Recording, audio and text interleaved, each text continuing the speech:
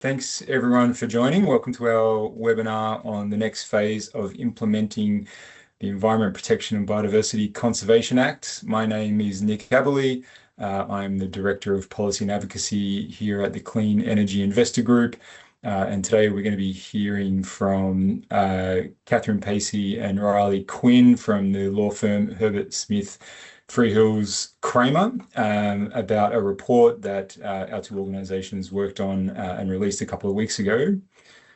I am dialing in from Wurundjeri Land in the north of Melbourne. I pay my respects to their elders past and present, as well as to the elders of any lands that you are all on today spread around Australia. I recognise their continuing connection to these lands and that sovereignty was never ceded.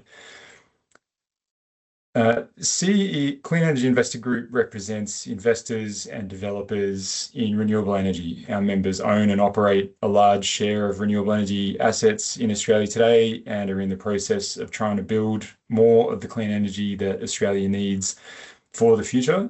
And the genesis of the work that you'll hear about today obviously recognises that these projects have environmental impacts and that we need to strive to minimise those impacts. And you're probably all aware that recent changes to the EPBC Act have updated the regulatory framework that applies to assessment decisions for renewable energy projects, but also to all sorts of other projects. But as you're probably also aware, things don't end with the passage of legislation.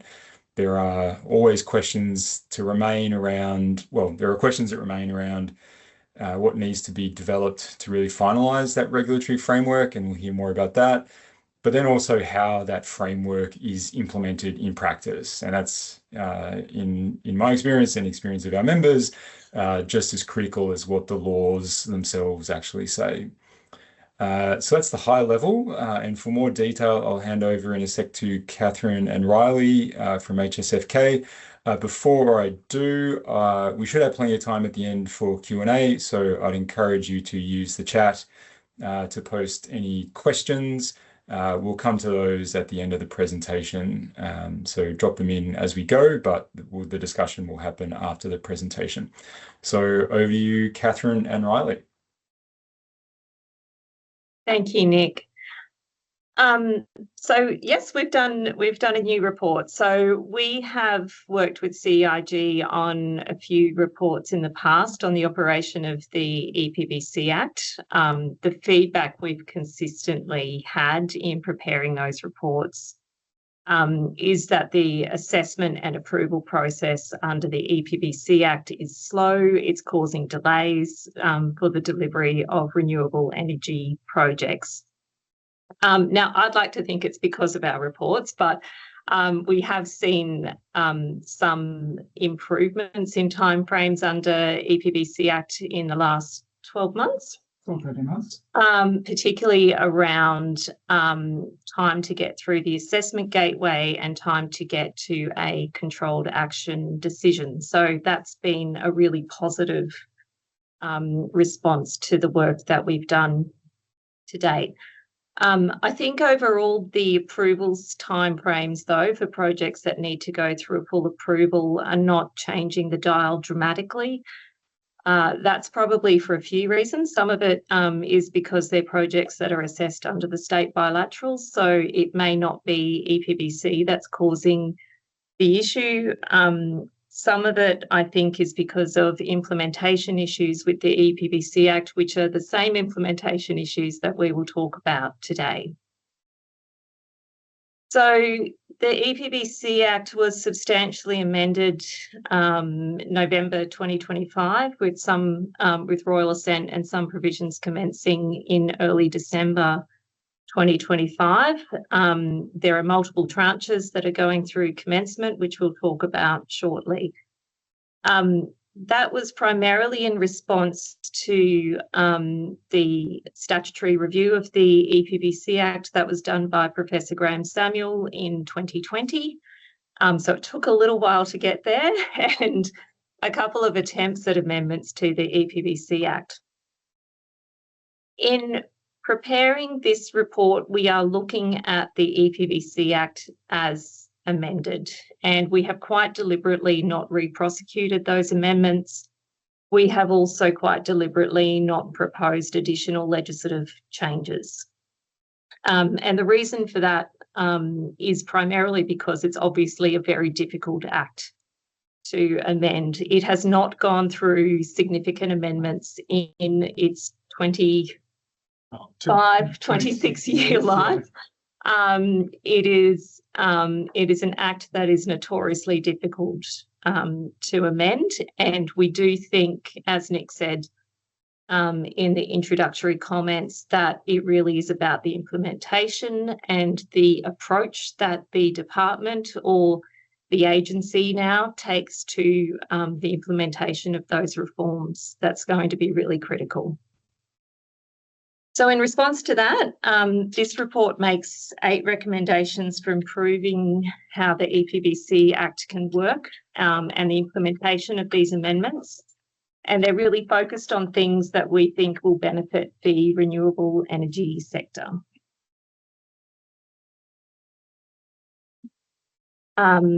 So the reforms, there are different numberings, but the first tranche actually commenced in December. There were some minor amendments to the Act that commenced on royal assent. One of those significantly was around grandfathering provisions. We had a second round commence in February of this year. Those amendments were commenced primarily to allow the national environmental standards to be developed. And then we had the second or third tranche commence in 1 July, which importantly established the National Environmental Protection Agency, which I understand is called the agency, and Environment Information Australia, which is effectively the data custodian for the EPBC Act assessments. These reforms were founded on the basis of faster, better decision making. There were a lot of issues identified with the EPBC Act. Because we didn't progress with Nature Positive, which was a complete rewrite, we've ended up with an amended Act, not a reformed Act. And part of the consequence of that is that we've actually had, I think it's fair to say, there are more additions to the Act rather than reforms to some things that were frustrating with existing processes. The balance of the reforms have to commence on or before 1 December of this year. There was some speculation about commencement being as early as September, but that seems increasingly unlikely because of a number of things that need to still be finalised. So the core part of the reforms is that it introduces 3 new tests to the EPBC Act. And those tests apply to individual approvals decisions, as well as decisions around bioregional planning, as well as decisions around bilaterals. And those 3 new tests are that an action cannot have an unacceptable impact, which comes with a 10-page definition. We said it grew. That an approval must be consistent with the national environmental standards, and that an approval must pass what's called the net gain test. So a lot of those operative provisions that are really important for understanding how the reforms will be implemented have not commenced. So national environmental standards, we have had consultation on the drafts of those standards, and they are standards around offsets, community engagement, matters of national environmental significance, and data. And a further standard has been flagged around Indigenous engagement, but the draft has not yet been released. So while there's been consultation on those standards, they have not yet been finalised. We understand they will be released imminently to meet a mid-year deadline, and it's still August. And I'm still in my mid-40s. The streamlined assessments is one of the concepts under the amendments that I think got everyone very excited. So The idea of a streamlined assessment is that provided the agency or the minister decides that your project can go through a streamlined assessment process, the decision will be made within 30 business days whether to approve or refuse. Riley will talk about that a little bit later, but part of the magic of streamlined assessments is when that 30 business days starts. And we understand that there is guidance material being produced to make sure that process works. And we think that's actually a really important thing for industry to make sure is working. It will be really important for the success of these amendments to prove that streamlined assessments are being delivered and can work. All right.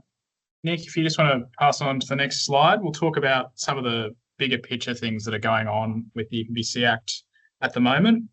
As KP mentioned, there is this emerging complexity in working with the EPBC Act post-reforms, and as you can see, it's because it was easy before. it's getting harder.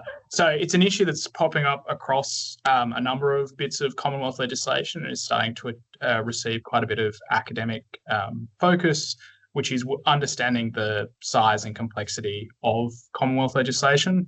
As part of the reforms, the EPBC Act is now well and truly part of this. When it first started, it was pretty big. Before the reforms, it was pretty big.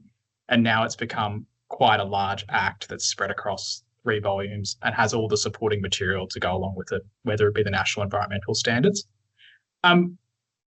We are interested to also, as part of this increasing complexity associated with the EPBC Act, to see how artificial intelligence can be used to improve, to make working with the EPBC Act a little bit easier for proponents, but also for the department or the agency who administers it. As part of the budget, the Commonwealth allocated $105.9 million towards using artificial intelligence for the purposes of simpler and faster environmental approvals. We understand the agency is focusing on preparing an artificial intelligence tool that allows proponents to sort of talk with the Act and make sure they understand the requirements. We think that's a really good first step. We think there's also a lot more the department can be doing in terms of using artificial intelligence to facilitate approvals. I think it's probably worth mentioning there one of our favourite topics, though, which is the complexity, actually introducing AI into decision making. Yeah. Comes with a number of legal challenges and the risk of legal challenges. So to expand it beyond that interface between proponents and the EPBC Act does come with legal risk, and it's an issue not just for the EPBC Act but for all legislation that I think we're going to have to grapple with, unfortunately, in the near future. We'll also then talk about some of the stuff that we've been doing previously with the EPBC Act. In our previous reports and in some of the media around that we've been doing, we've talked about the timeframes for decision making under the EPBC Act and looking at the types of projects that are being caught by the controlled action pathway, being controlled action decisions under the EPBC Act. We've done a little bit of data as part of just internally with the launch of this report, and we've noticed a pretty noticeable decrease in the number of renewable energy referrals being made under the EPBC Act. So we're comparing this time, so the first half of 2026 with the first half of 2025, focusing particularly on Queensland, New South Wales and Victoria. For the first half of 2025, we had a total of 34 projects. 19 of those were in New South Wales, 12 were in Queensland and 3 were in Victoria. For the first half of 26, we've only had 25 projects. 15 of those are still in New South Wales, so the New South Wales pipeline has held up. We've only had 6 referrals in Queensland and 4 referrals in Victoria. So we've noticed a relatively significant decline in the number of referrals being made in Queensland and Victoria. Each of those states has, and we're both Queensland based, so we're quite familiar with some of the changing political circumstances up here in Queensland about renewable energy, but that's certainly being now noticed in the referral data under the EPBC Act. One of the other things we thought it would be interesting to mention was that the type of project that's being referred under the EPBC Act is changing. Previously, the dominant type, yes, Ben, that reflects that just less projects are being put forward overall. In terms of the type of projects that's being changed, so previously we noticed large amounts of generation, whether it be solar or wind projects being referred under the EPBC Act. Now there's been a change to the majority of projects that are being referred compared to 2025 are BESS projects. So out of those 25 projects that we're tracking in Queensland, New South Wales and Victoria, 18 of them are BESSes. So and most of those are not controlled actions. We don't have. So a lot of them got referred just before 1 July for certain reasons. We don't have controlled action decisions for a lot of them yet, but I expect a lot of them will not be controlled actions. So less big generation projects are being referred. The types of project being referred are BESSes, and there's less of them which are triggering the EPBC Act requirements. So they're not controlled actions. But that controlled action thing is still working its way through. But yeah, they don't trigger EPBC Act processes. Do you want us to talk about the topics and the broad themes of the recommendations?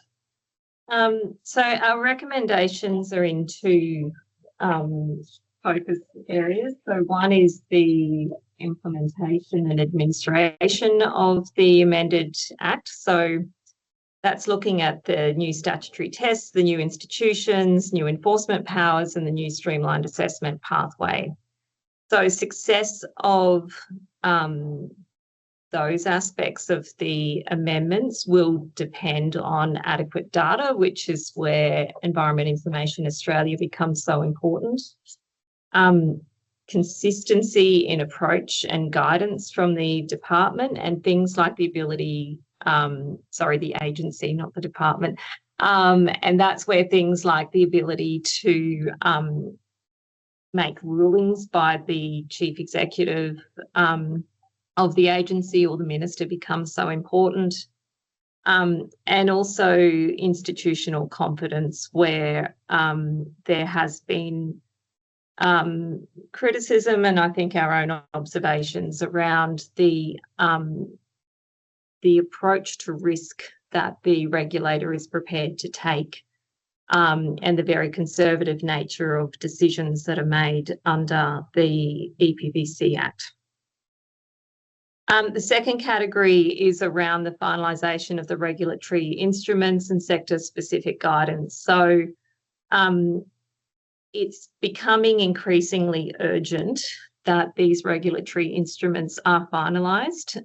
There is an ever-shortening runway before these amendments have to commence, unless they're extended, which I don't think they will be. But critical things like knowing what is a net gain, what the offsets calculator looks like, the finalisation of the national environmental standards, which is so important, that's becoming really time critical.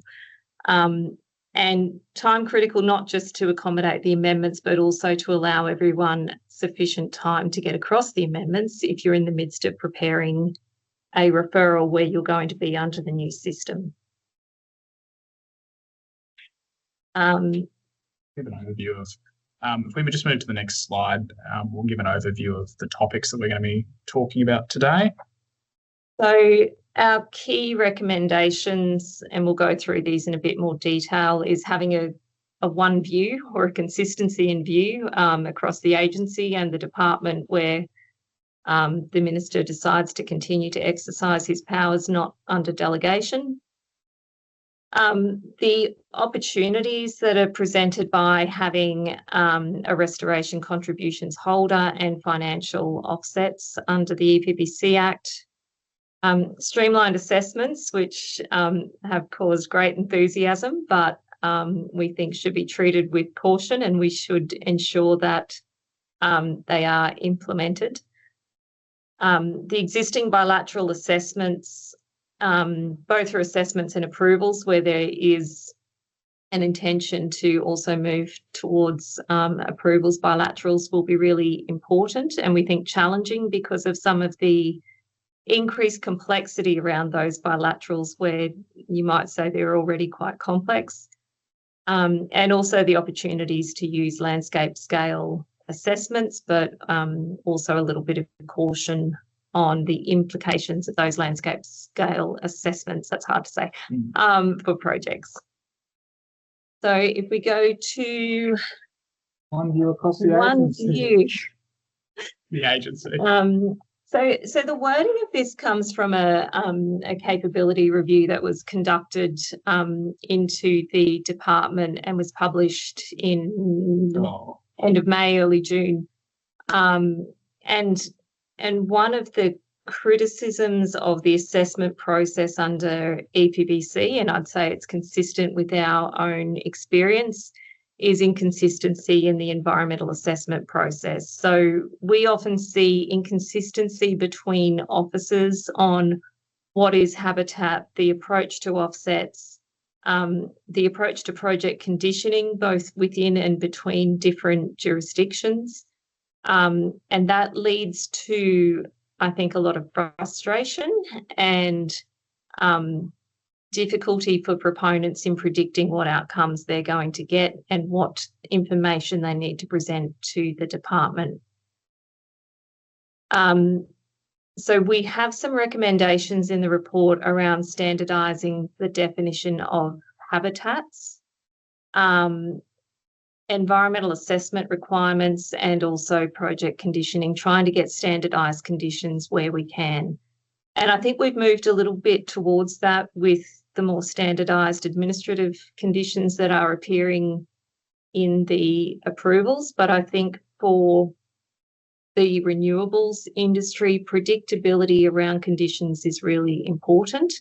It's really important to get your financiers across the line. And one of the places where we're seeing that as an issue at the moment is around the approach to curtailment conditioning for projects as well. That can be supported by the rulings that we've mentioned and also the development of detailed guidance material, which I understand the agency is working on quite furiously at the moment. The next one, thank you, Nick. Offsets. Restoration contributions, the thing previously known as offsets. So offsets were never a thing under the EPBC Act. They currently are not. They are administered by a policy that was published in 2012. So what's new with the amendments is that offsets are formally actually a part of the Act, and the amendments establish the restoration contributions holder, who will be responsible for administering the restoration fund. Sorry, Marla, did you have? Marla might have to type her comment in the chat. Oh, does she? I will. Yeah. Maybe Marla, pop your question in the chat, and we'll come to all the discussion at the end, if that's all right.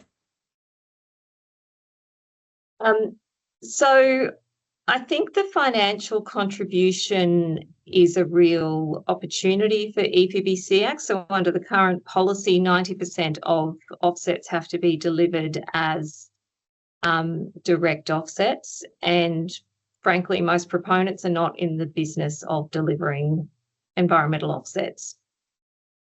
So one of the opportunities we see is that because the restoration contributions holder has the ability to pool amounts to cover significant residual impacts across multiple projects, there is the opportunity to coordinate scale and provide strategic offsets that are important for critical species. And there is the opportunity, and in some cases the obligation of the holder, to work with states and territories to deliver those strategic environmental offsets. That opportunity should really be maximised. So we think these provisions have not yet commenced, and we don't have the detail of the fund or how much it's going to be. The intention, as I understand it, is that direct offsets will still be encouraged through the financial signals for these restoration contribution charges. But I think there's a real opportunity for the restoration contributions holder to take the lead on offsets, relieve proponents of the offsets obligation, which now has to be delivered prior to commencement of the action, and has to be maintained for the duration of the approval, which for some of these projects is 40 plus years. There's a real opportunity to get meaningful, significant offsets established, and to also prevent projects being delayed by the need to identify suitable offsets.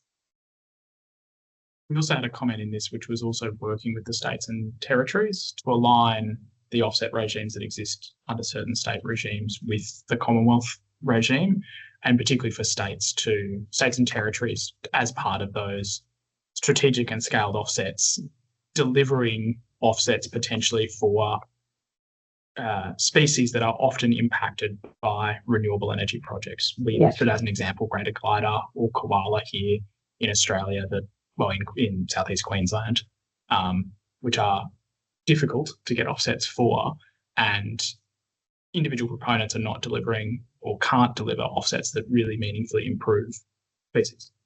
That's right. And the other thing that the states and territories can do that the Commonwealth can't is actually provide tenure and protections for offsets. So it's state mechanisms that are used to provide the legally binding mechanisms. So that involvement of the states and coordination with the states is really important. I think New South Wales is seen as already doing this quite well through their existing accredited offset scheme, but it is a significant change for other jurisdictions. I think we're moving to streamlined assessments. So as we've previously mentioned, streamlined assessments were one of the big hot topics as part of this reform package. Under the EPBC Act, a project has to be assessed in accordance with a pathway specified under the Act or under a bilateral. The benefit of this new streamlined assessment pathway is that the minister or their delegate must make a final decision within 30 business days of deciding that the streamlined assessment pathway applies. So it really speeds up that final decision-making process under the EPBC Act from the date the decision that the project can be assessed by streamlined assessment applies. We suspect, though, that this will mean that, and as we've highlighted on the slide, that proponents will be required to provide all of the information largely up front, that the referral and the bundle of assessment material to the minister will have to be complete. Part of the problem with that is there's a bit of uncertainty as to how that will work with all the new environmental tests. So how proponents will prepare a streamlined assessment that deals with unacceptable impacts, net gain, and be consistent with the national environmental standards. We've observed, for example, some interesting parts of, for example, the national environmental standards for community consultation, which have requirements that the proponent undertake a lot of its community consultation. How that links in with the wider public notification process that already exists under the EPBC Act is a little bit unknown, and what the level and the standard the proponent has to deliver to achieve and fall within this streamlined assessment pathway is still a bit up in the air. So our recommendations, and as Kathryn's already mentioned, was that government finalise the regulatory instruments that underpin the streamlined assessment, but also all the other regulatory instruments as a matter of urgency, so that proponents who think they might fall within this category start to really put this stuff together and put their assessment and referral material together quickly. We've also recommended that the government develop rulings or guidance material to be produced at a sector level. While the department has flagged that they will be making guidance material on the streamlined assessment pathway, to date, the EPBC Act has been sector and project agnostic. the department and proponents have always identified particular issues with renewable energy referrals or wind farm referrals or solar referrals. And we think having specific guidance that is directed at common issues that proponents experience will improve the quality of this assessment material and make it so that it's more likely that a project can fall within this streamlined assessment. And we really strongly recommend this, that the government monitor and publicly report the number of projects that are falling within this streamlined assessment category. We hope that this doesn't become one of the parts of the Act, like the inquiry section, that becomes dormant because it's just too hard for proponents to get all this information together up front, and the department puts them into the other assessment pathways and sort of stays business as usual. It's one of the parts of the amendments that everyone really wants to see succeed, but it is going to take a lot of upfront work, both on the part of the department and proponents, to make sure it does actually succeed. If we move to bilateral, Your favourite. So the Act has fairly successfully managed to have assessment bilateral arrangements which are in place and have been for about 20 years between each of the states and territories. I think Queensland was first, but we won't boast. We work so well. Stop it. Approvals bilaterals have struggled under EPBC. There's only ever been one approvals bilateral, and it was for the Sydney Opera House, so extremely specific. The stated intention from the Minister and reflected in the MOU that has recently been signed with Western Australia is that there will be movement towards new assessment bilaterals and then approvals bilaterals with each of the jurisdictions. The difficult thing that we see with that is that the three new tests that we spoke about earlier, so no unacceptable impacts, consistency with the national environmental standards, and passing the net gain test applies to bilaterals.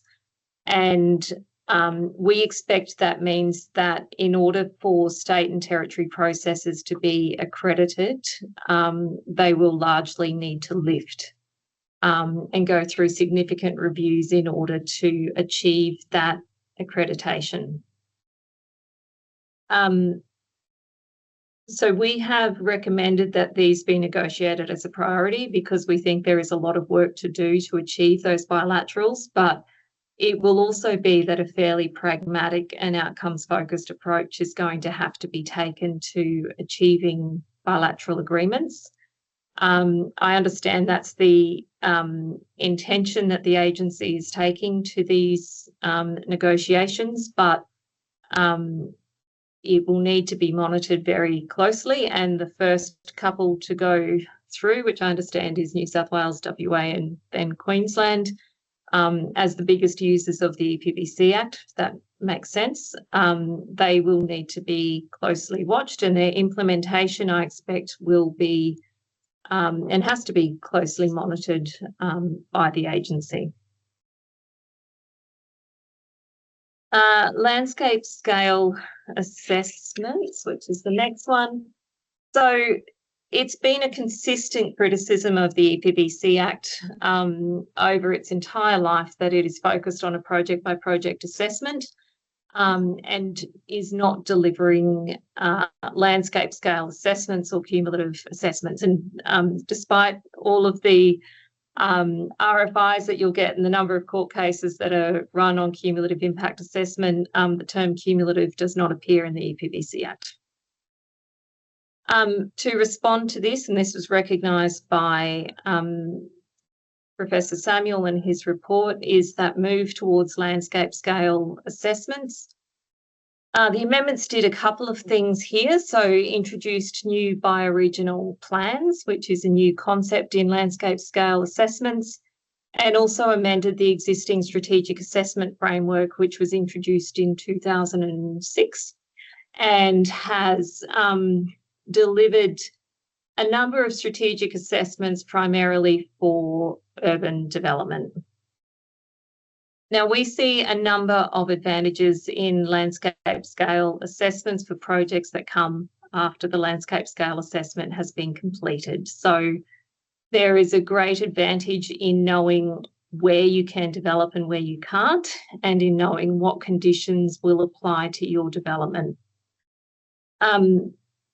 The caution that we would exercise around landscape scale assessments, and I think that's informed by what we've seen in Queensland with the 2 new bioregional guidance plans that have been released, is getting the scale right. Too big a scale and they become very difficult to deliver. There's also a difficulty in using these assessments where projects are keen to proceed in parallel. They actually need to run ahead of projects in order to be successful.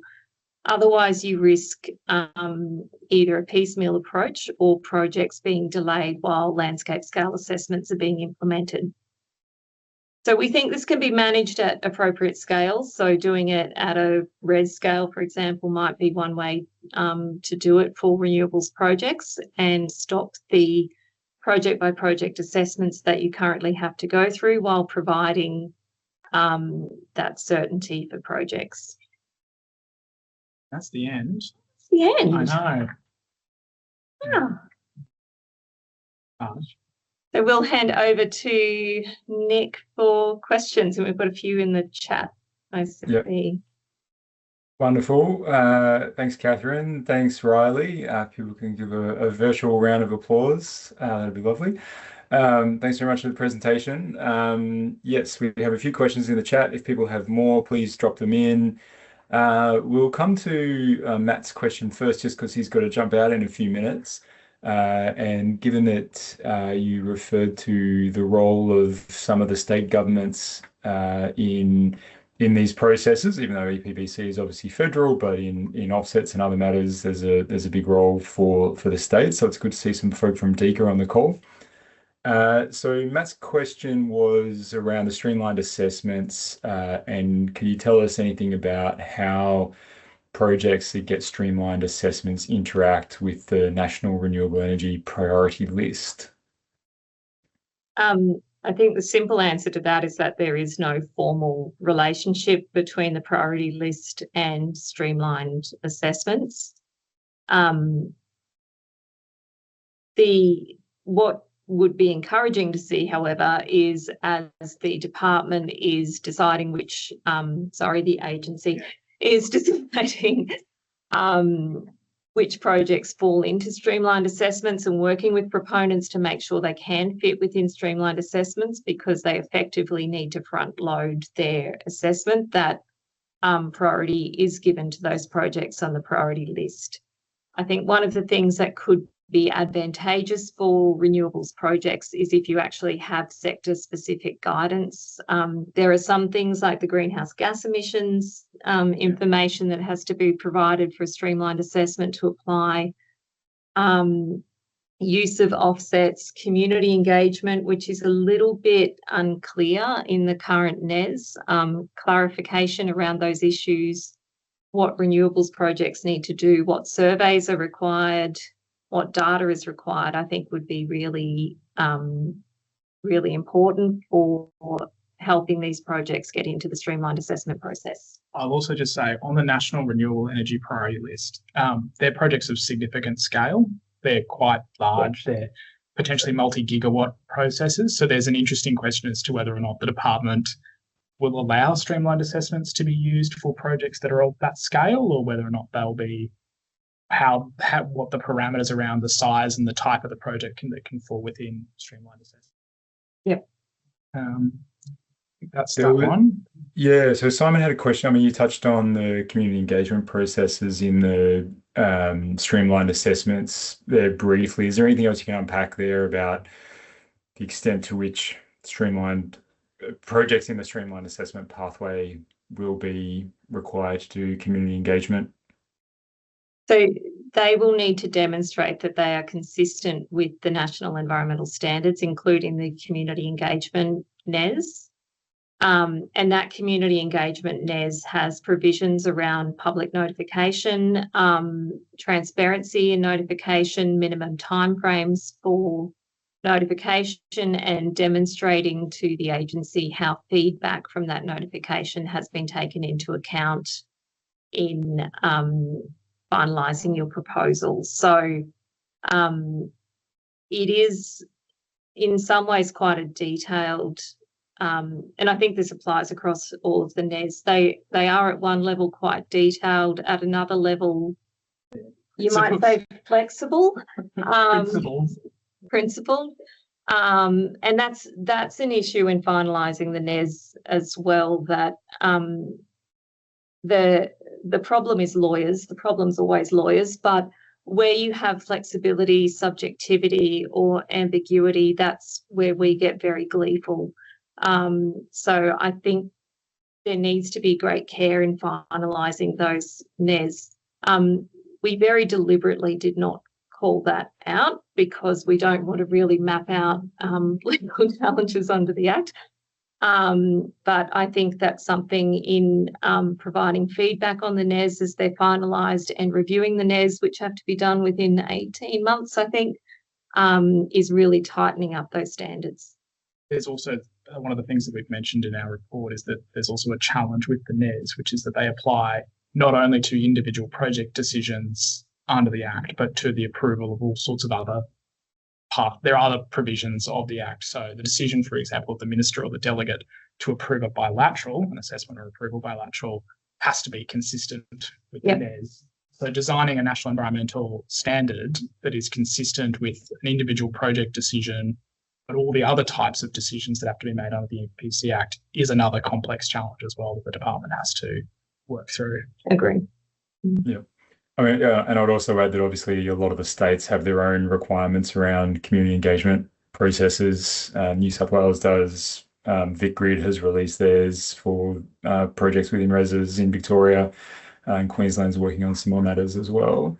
We'll jump back to the question that Marla put in the chat, which is around offsets/contributions, and look, a comment that the assessing officers are now requesting offsets up front in their assessments, which is obviously can be very challenging for the proponents. But what can you tell us about sort of any legislative basis for doing that prior to a decision? So as I said, offsets are not in the EPBC Act. There is no legislative basis to do that. The draft offsets national environmental standard, which I don't have in front of me, you don't either, does have some provision there about ensuring that the offset is implemented prior to commencement of the action. So that will in the future have a legislative basis, but at the moment offsets are based only in policy. Yep, thank you very much. We've got a few questions now about landscape scale assessments. First one from Terence is, are you confident that landscape scale approvals can deliver on conservation outcomes given the failure of strategic assessments in the past? I would be very brave to say that I'm confident in that, I would think. I think implemented properly, they've got real potential to do that. I think there's going to be issues in landscape scale assessments unless conservation areas and protection areas are identified very early on, because depending on the land holding in those areas, you're identifying winners and losers. And that's something that I think government in a planning and environment sense across all jurisdictions has always struggled with. You might argue quite rightly that if the habitat is there, the existing provisions mean you probably can't develop it anyway, and that's a very valid argument. I think it becomes something different when you put that onto a piece of paper quite so clearly. So that's going to require, I think, very good landowner engagement.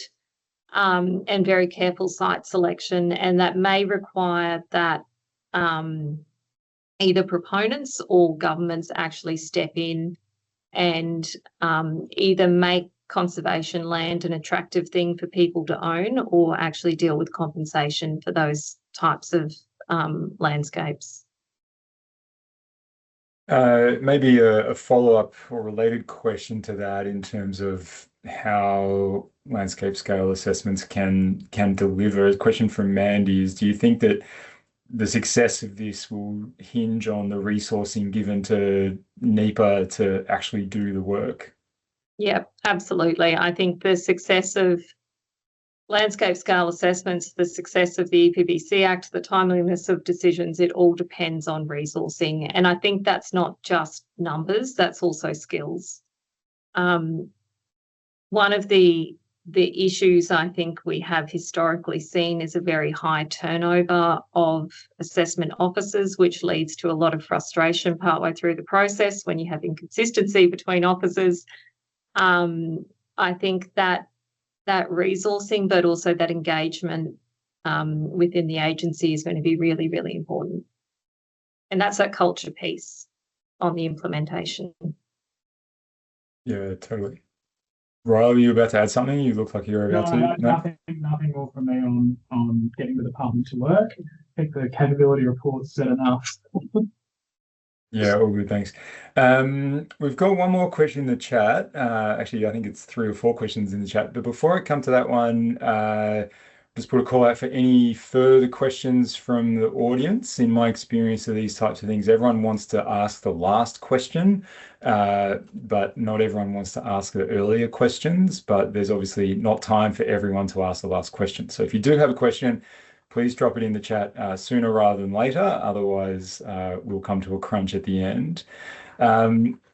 So last question that we currently have still around landscape scale assessments is from Lachlan. And this is sort of really getting into the weeds, I suppose, of how this would happen. So how would those landscape scale assessments be shared with proponents? And Kathryn, you kind of talked about the, creating winners and losers through this kind of process. So how would the assessments be shared with proponents? Which proponents are looped into that? I mean, obviously, one of the challenges here is that projects can be at very different stages of development, and some are a few of a couple of maps and lines on a map, and other ones are very, very well advanced. And how soon would that happen? I mean, I suspect the answer to that is the best time was 10 years ago. But how does that align with things like res development more broadly? Discuss. Really hard. Look, I think a few things on the landscape scale assessment. So on the consultation piece, they do need to pass the consistency with the NES point, so that community engagement NES will be relevant. There are requirements for bioregional planning around who proposes, and the amendments to strategic assessments as well, that there actually has to be a holder now, whereas previously there didn't. So there will need to be an entity that proposes the landscape scale assessment. Bioregional plans have to be done with the consent of the state. And I suspect the rationale for that, quite logically, is that particularly commitments around offsets and conservation areas really need to be implemented with the agreement of the state, because they are the ones that control land tenure, and they are the ones that control the title, which is where those protections come into place. How soon would that be done? I think it depends on what knowledge you have of the area, and I think getting that scale right is really important. One of the really interesting things from the draft bioregional guidance plans that have just been released by the Queensland government is that they are at quite a massive scale, and I suspect that has made it really challenging. They started that process in 2023, 2024. Yeah, I remember them pre-EPBC Act reforms, so they've been going for a while. Yes. And they are also trying to cover not only the EPBC Act, but also state-based processes. True. So the scope of the Queensland one covers both MNES and MSES and a whole range of state-based issues. So the scope of those became enormous. I think getting a bioregional plan through at the right scale efficiently, so if you can do it at about the same time it would take you to get an EPBC approval, then they make sense. So if you've got a new res that's proposed, or a group of new generation projects that's proposed, it makes sense for there to be a combined effort in terms of managing approvals and offsets and being able to draw down on offsets to deliver those projects. But it's going to take courage to go first, as it always does with any new processes. Yeah, thanks very much. I've got a question around the restoration contribution charges that could be applied to projects that are already being assessed, but when the decision might not occur until after this new regime takes effect. Any comments on how those restoration contribution charges might apply to the projects in that situation? Yeah, we've spent a lot of time looking at the transitional provisions, which are always the best part of any amendment legislation, aren't they, Riley? They're not in the EPBC Act. They're in a separate act. They're in the amending legislation, not actually in the legislation. So it's quite an adventure to go and find them, and then they refer you back to the sections. So if you're having difficulty sleeping one night and want to take part in some legislative orienteering, I strongly recommend the transitional provisions to you. The financial offsets, in our view, can apply to projects that have been referred but not decided before those provisions commence. So there is the opportunity for existing projects to step into that regime. There is also, although there were no amendments made to that ability to change a project, the existing provisions on variation of conditions continues to live in the EPBC Act. I don't see any reason why you could not vary existing conditions. Riley's getting nervous. You'd be brave to go first. But once you know how much it's going to cost, I don't see any reason why you couldn't use the variation process to step into the not financial provisioning, that's very Queensland, into the contribution scheme. Great, thank you. Question from Samuel, which I'm not sure if you'll have an answer to this one, or it sort of feels like a frustration as much as anything else. I touched on all the state-based community engagement processes that are in place. Are people going to have to do everything all over again to satisfy EPBC requirements, or how do you see that playing out? Is there enough overlap between them that a good community engagement program will tick all boxes? I think there's two answers to that. One is, if you're under a bilateral process, then part of the accreditation of that state assessment process will need to ensure that there is consistency with the community engagement NES. So if you're in a bilateral process, that will be taken care of. The draft of the community engagement NES, and I emphasise that it's a draft and we haven't seen the final, it does provide for community engagement plans to be prepared. I don't see any reason why it can't serve two purposes, so long as it's ticking off the requirements of the community engagement NES. Great, thanks very much. And just looking at the time, this might be the last question, but we'll see how we go. This is from Marla. Sort of a comment around, I suppose, the risk that the new system that is coming in could end up being worse / more difficult for renewable energy proponents than what has previously been the case. Sort of noting a few things, in particular the RERI reports, which are expected to be quite conservative in terms of what they push for in terms of conditions, risk of delays compared to previous processes, and cultural issue in the assessment work, which you touched on earlier as well. And there's a question to CEIG as well there. I mean, I'll throw to you in a sec, Kathryn and Riley. I mean, from our perspective, there is we have a monitoring role here, and the stated intention of these reforms from the government, like not from renewable energy sector, but from government, was that these should lead to faster, better decisions for proponents and greater protections for the environment. And so that's the I guess outcome that we will be holding the government to ensure that those decisions for proponents are faster and better.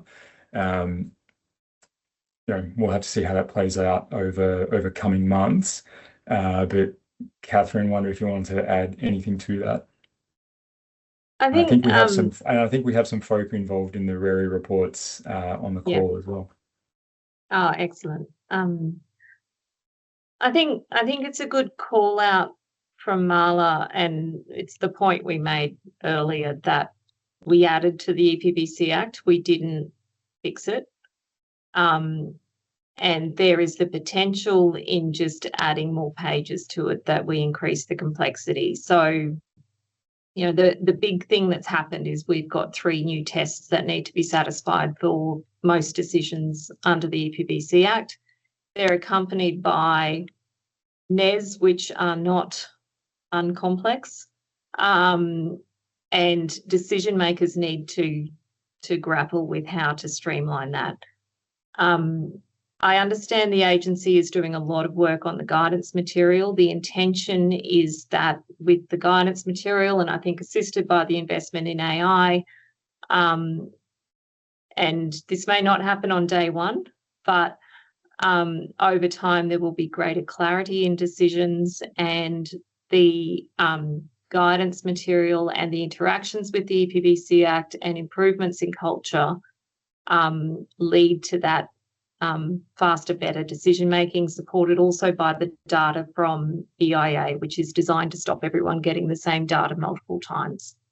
I think CEIG, same as every industry group, there's an accountability job there. So Riley's going to keep nerding on his data, which is his favourite thing to do.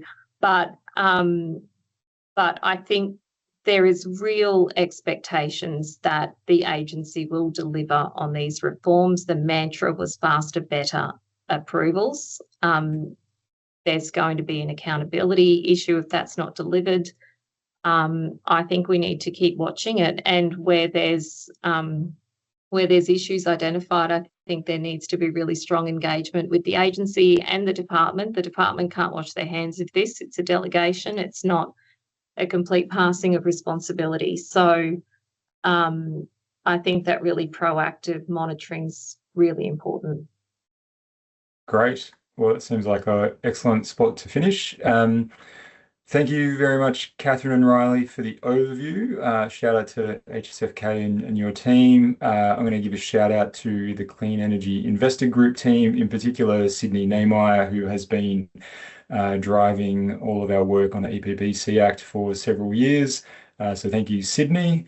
And thank you, everyone, for joining this webinar. Hope it was informative and interesting, and look forward to talking with you all down the track. Thanks very much. Enjoy the rest of your Tuesday. Thanks, everyone.